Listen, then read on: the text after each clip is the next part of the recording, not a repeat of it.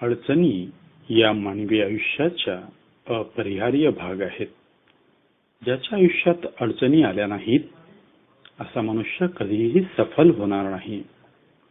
अडचणीच आपल्याला बळ प्राप्त करून देतात. अडचणींवर जे मात करतात तेच पुढील आयुष्यात काहीतरी करून दाखवतात. जगाच्या इतिहासात ज्यांनी महान कामे करून दाखविली अशा अनेक लोकांना त्यांच्या आयुष्याच्या सुरुवातीला खडतर परिस्थितीला सामोरे जावे लागले. पण या लोकांनी त्या खडतर परिस्थितीपुढे हार मानली नाही. संघर्ष केला, यशस्वी झाले. म्हणूनच आज त्यांचे नाव आदराने घेतले जाते. व्हिन्स लोम्बार्डी म्हणतात, तुम्ही खाली पडलात हे महत्त्वाचे नाही, खाली पडल्यावर तुम्ही पुन्हा उठलात की नाही ते महत्त्वाचे आहे. कष्ट केल्याने आतापर्यंत कोणीही मेलेला नाही. जे थांबले ते गंजले आणि संपले. जे झटत राहिले ते झिजून अधिक धारदार होत गेले. गंजून मरण्यापेक्षा झिजून मरणे बरे.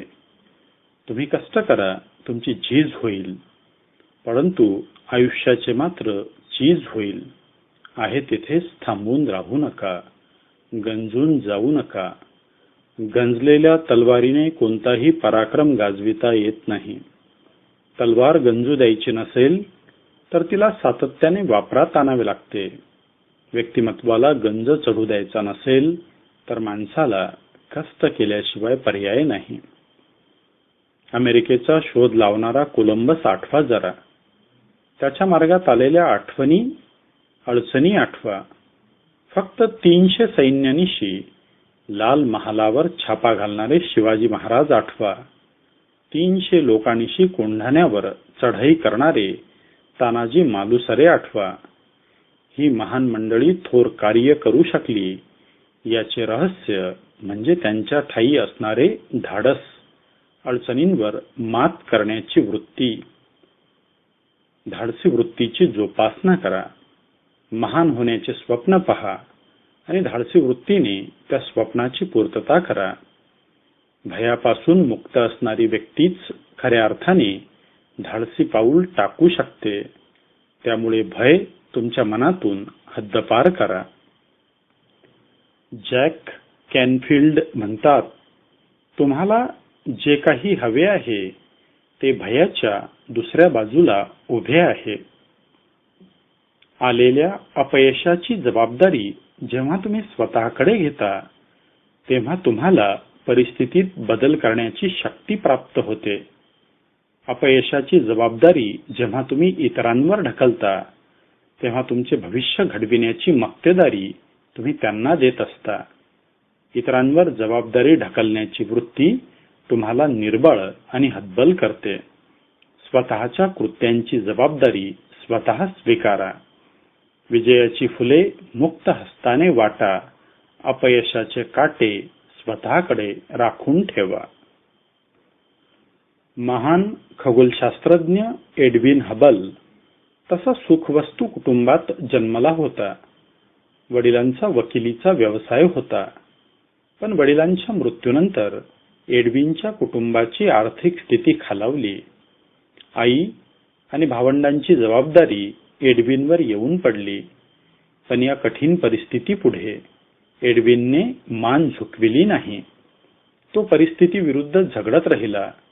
एडविनने एका शाळेत पार्ट टाइम शिक्षकाची नोकरी पत्करली आणि फावल्या वेळात वकिलीचा व्यवसाय करू लागला. लवकरच एडविनने आर्थिक संकटावर मात केली. खगोलशास्त्राकडे आपला मोर्चा वळवला. आज जग एडविन हबलला महान खगोलशास्त्रज्ञ म्हणून ओळखते. विश्वाचा विस्तार केवळ आकाश गंगेपुरता मर्यादित नाही. हे विश्व अनंत आहे हे एडविन हबलनेच जगाला दाखवून दिले.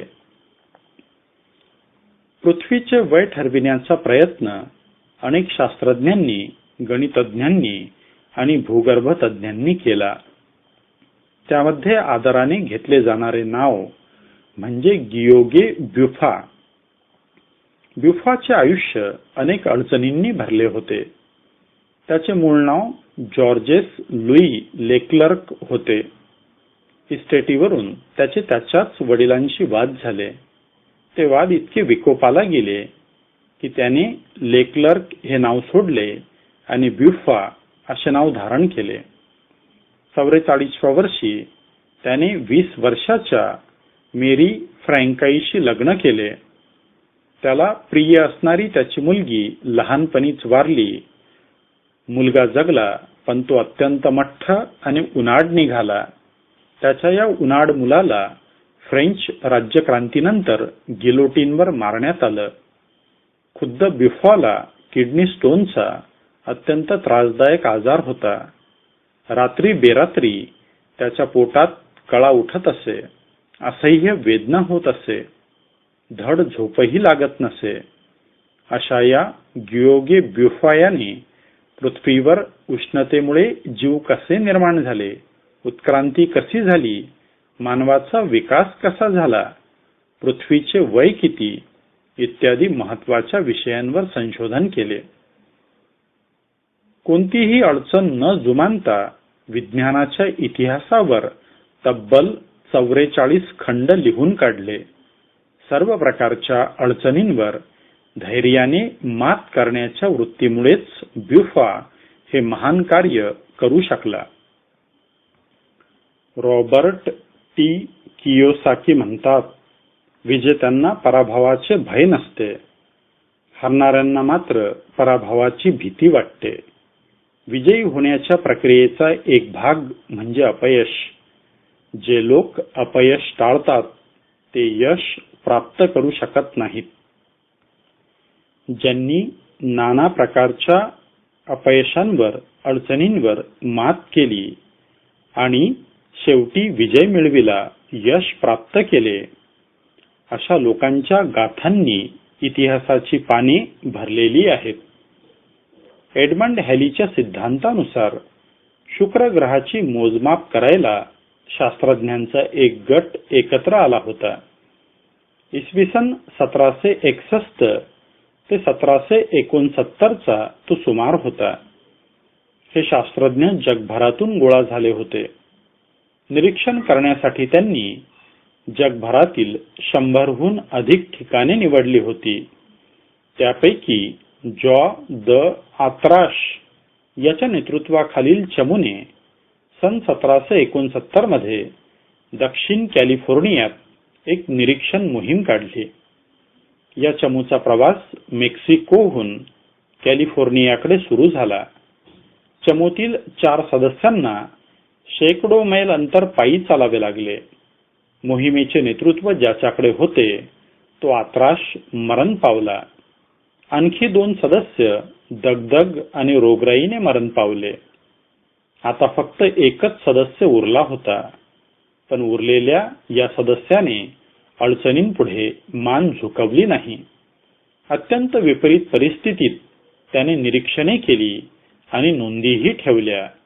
किती ही दुर्दम इच्छाशक्ती, किती हा आशावाद, यापैकी 10% कष्ट सोसण्याची आणि अडचणींवर मात करण्याची वृत्ती आम्ही अंगी बांधू शकलो तर आमच्या आयुष्याचे सोने झाल्या वाचून राहणार नाही. राल्फ वॉल्डो इमर्सन म्हणतात, खरे मोठेपण कधीही अपयशी होण्यात नाही, प्रत्येक अपयशानंतर पुन्हा उभे राहण्यातच खरे मोठेपण आहे. पृथ्वी गोल आहे का? पृथ्वी गोल आहे तर तिचा परीघ किती? असे प्रश्न शास्त्रज्ञांना सतावत होते. या प्रश्नांची उत्तरे शोधण्याच्या मोहिमेचा एक भाग म्हणून फ्रान्सच्या अकॅडमी ऑफ सायन्सेस या संस्थेने बुगर आणि लॉ कॉन्द्मिन यांना पेरू या देशाच्या मोहिमेवर सन 1765 साली पाठविले. पेरू जवळून जाणाऱ्या विश्ववृत्तावरून त्यांना काही निरीक्षणे करावयाची होती. या पथकाला अतोनात अडचणींचा सामना करावा लागला. क्विटो येथे हे शास्त्रज्ञ पोहोचताच तिथले स्थानिक नागरिक घाबरून गेले. त्यांनी दगडांचा वर्षाव करून या शास्त्रज्ञांना पळवून लावलं. मोहिमेतल्या डॉक्टरचा खून झाला. चमूतला वनस्पती शास्त्रज्ञ वेडा झाला. मोहिमेतला एक वरिष्ठ अधिकारी जॉ गॉर्डन पळून गेला. पेरू देशाची राजधानी लिमा येथे त्यांना प्रवेश मिळेना. या प्रवेशासाठी त्यांना 8 महिने झगडावे लागले. अधिकाऱ्यांची मनधरणी करावी लागली. त्यांनी निरीक्षणासाठी डोंगराळ जागा निवडली होती. ते पोहोचता पोहोचता अपघात होऊन अनेक सहकारी जायबंदी झाले. त्यांच्या मार्गात त्यांना वाळवंट, घनदाट जंगले, दुथडी भरून वाहणाऱ्या नद्या यांचा सामना करावा लागला. या अडचणींवर भर म्हणून की काय, त्यांचा औषध साठा संपला. खाद्यपदार्थ मिळणे देखील दुरापास्त झाले. इतक्या संकटांनी देखील कॉनबिन आणि बुगर थकून गेले नाही. त्यांनी जिद्दीने सर्व अडचणींवर मात केली आणि चिकाटीने आपली मोजमाप पूर्ण केली. अडचणींवर मात करण्याची आपली वृत्ती असेल तर आपण खडतर परिस्थितीतही यश मिळवू शकतो, हेच कॉनबिन आणि बुगर यांनी दाखवून दिले. जॉयसी ब्रदर्स म्हणतात, यश ही एक मनाची अवस्था आहे. जर तुम्हाला यशस्वी व्हायचे असेल तर तुम्ही स्वतःकडे एक यशस्वी व्यक्ती म्हणून पाहायला सुरुवात करा. राजेश खवले यांचे आगामी पुस्तकातून. संपर्क 9850345176.